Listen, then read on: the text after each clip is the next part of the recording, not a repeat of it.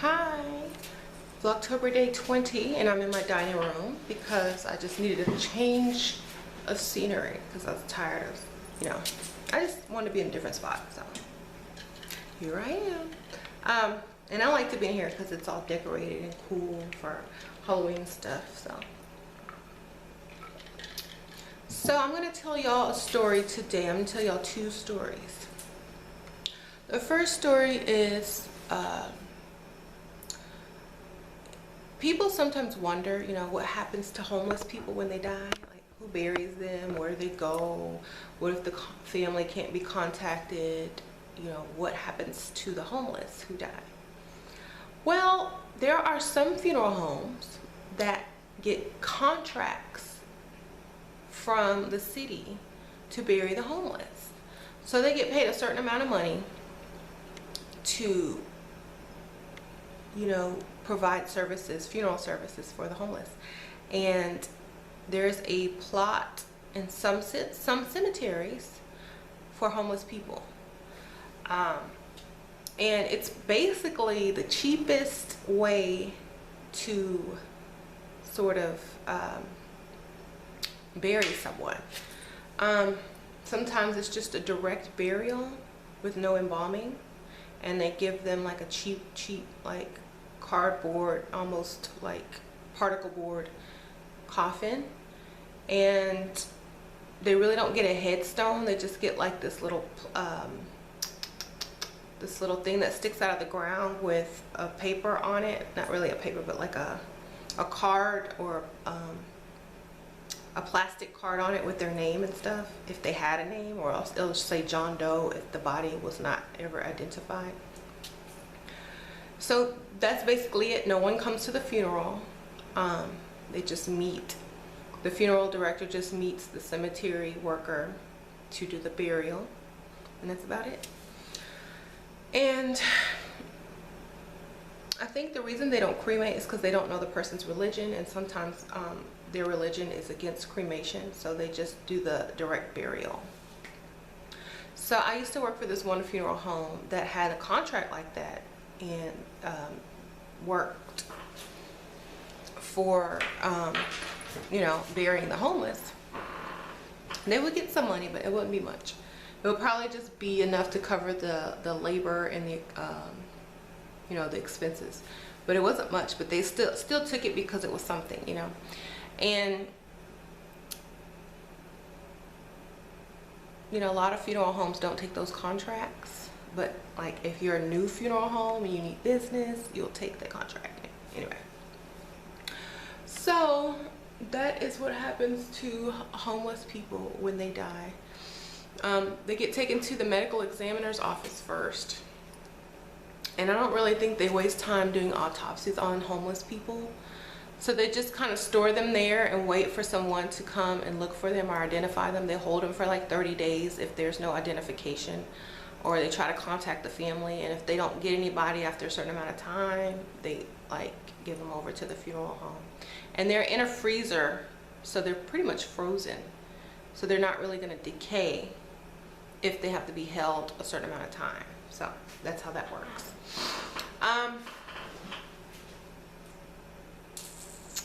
Also, like, if someone's found like a John Doe or a Jane Doe, which is what they call unidentified people, all their belongings either get auctioned off or given to like charity or something. So you never know, when you buy stuff from like a thrift store or a charity store, where it was donated from. So that's why it's always important to like cleanse your personal items, like especially like jewelry and things that were worn close on the body.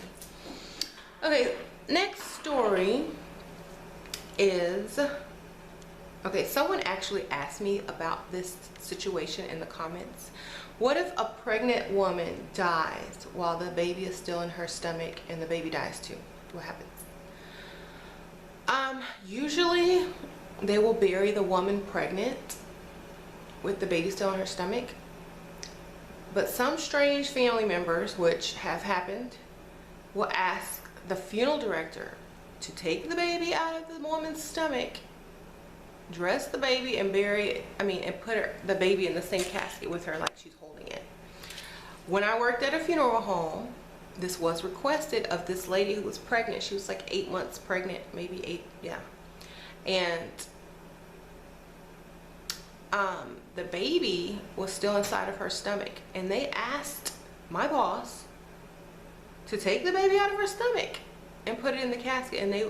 And he was like, he was the one that, the crooked one that smoked weed and was married but secretly, on the down low. He was just crazy. He was a reverend too, y'all. He had the title reverend. Do you know he said okay and he did it? I was not there.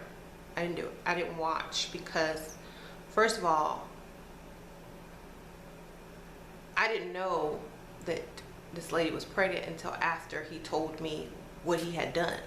Because sometimes, they get bodies during the middle of the night and I'm not there because I'm at home. So, yeah, he's like, oh yeah. And he told me the whole story and I'm like, how did you? He said, I cut her stomach open. I'm like, okay, like a C-section. He goes like, yeah, it's like a C-section. I cut her open and I took the baby out. And, that's what the family wanted. And I'm like, okay, that's kind of creepy and weird. Like, if there's an unborn child inside of a mother's womb and she dies and the child dies, the family, I don't know if it was the husband, I don't know if she had, I don't even know the whole story, y'all. I don't know if the husband or the baby daddy or whatever was even in her life, but they said the family requested for them to take the baby out and put the baby in the casket. So I'm like looking at this lady, she's dead, and this little unborn child, which was taken out after death, in the casket wrapped up in the blanket next to her. And just the weirdest feeling came over me. Like, I don't think that was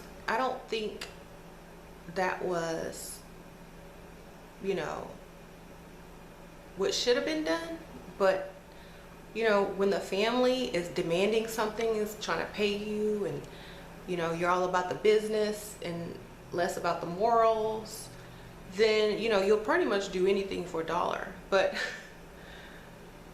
the funerals are more for the living anyway. Like, the person that's gone, the deceased person, they could care less, unless they had left specific instructions on how to carry out their last rites in their funeral.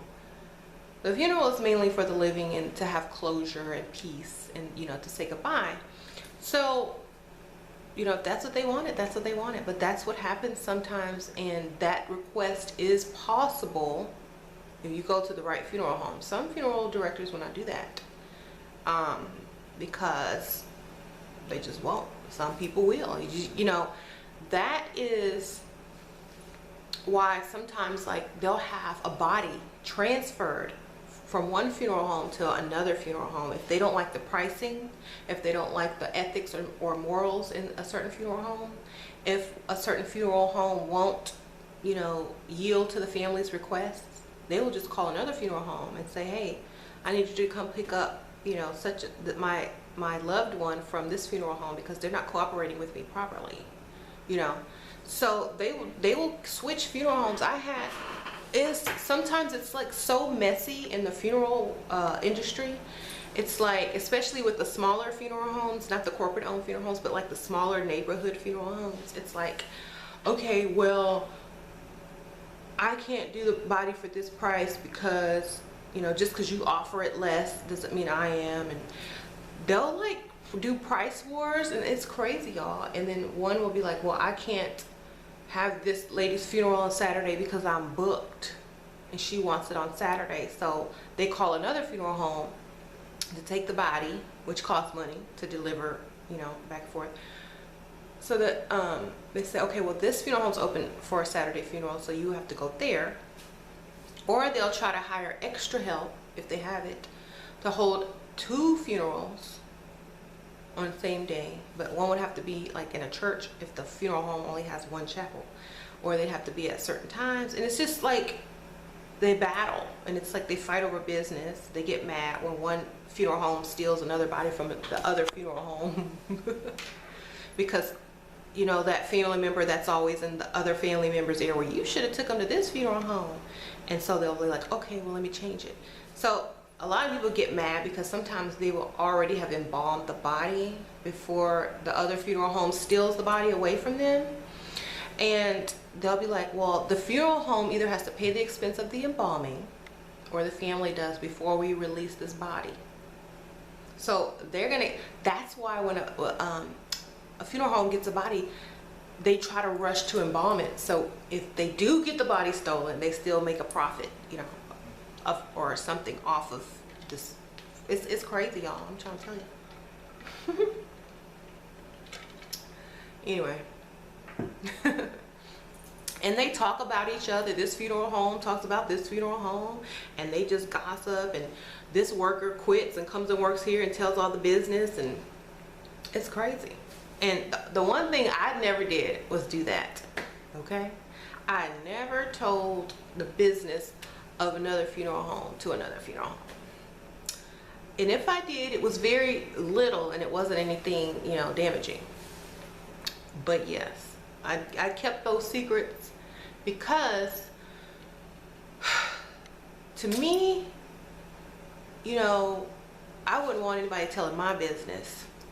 If I, you know, cut corners or did something crazy, I wouldn't want anybody telling my business and giving my name out to people. Of course, you know, doing it anonymously on video and online, it's not going to affect anyone, but you know, gossiping to other people who's their competition is kind of rude, you know. And if they were like in the corporate industry, in the corporate world, they would have me have to sign some type of affidavit not allowing me to divulge certain information anyway. So, you know, those are my moral and business ethics as a person. But, you know, you get some people who hire you just because you worked at a certain funeral home, and they want, you know, they want to know all their business. And when you don't tell them their business, they're like, you know, oh, I thought you were going to tell us what was going on over there and da-da-da. So, you know, you'll just be like, well, I didn't really see much. You know, you have to lie. I didn't really see much, and you know, whatever was going on, they didn't include me, so I don't know. But yeah, and the funny thing is, when you run back into old bosses and you work somewhere new, they think you told all their business, so they kind of look at you crazy. They're like, "Yeah, I know you're telling my secrets," but I assure them with a look like, you know, that I didn't. Like, you can trust me. So I don't know if they did or not, but if they never heard, you know, anything that came back on them, then they know I didn't tell. So, like, if I would have told, they would have lost business from like other funeral homes, especially the guy that cremates 3 bodies at a time. He cremates all the people in the area. Other funeral homes call him to pick up their body to cremate, and then they just bring it back and stamp their label or their name on the service. But he is the one that cremates all the bodies in that area of town, and I didn't tell anybody what he did.